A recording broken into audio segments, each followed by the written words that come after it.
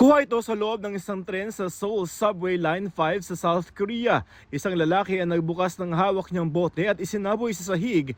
Ang laman nitong gasolina pala. Napatakpo palayo ang mga pasahero, may nadulas pa hanggang sindihan ito ng lalaki at umapoy sa tren. Nagsiksikan sa kabilang bago ng mga pasahero at naabutan ng makapal na usok. 6 na commuter ang sugatan sa insidenteng kuha ng umaga ng May 31. Ang lalaking suspect na 67 years old sinampahan na ng piskalya ng reklamong attempted murder at arson.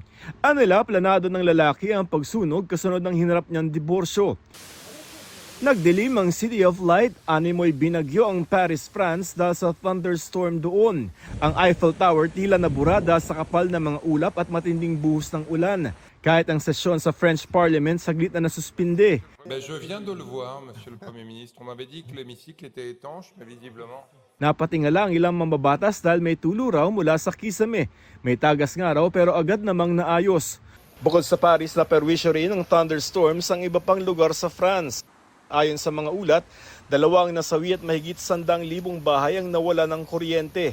Sa labas ng Los Angeles sa Amerika, spotted ang isang oso na tila nagulat sa hayop na sumusunod sa kanya. Di pa tukoy ang sumunod ritong hayop na animoy isang uri ng aso. Joseph Morong, nagbabalita para sa GMA Integrated News. Huwag magpahuli sa mga balitang dapat niyong malaman. Mag-subscribe na sa GMA Integrated News sa YouTube.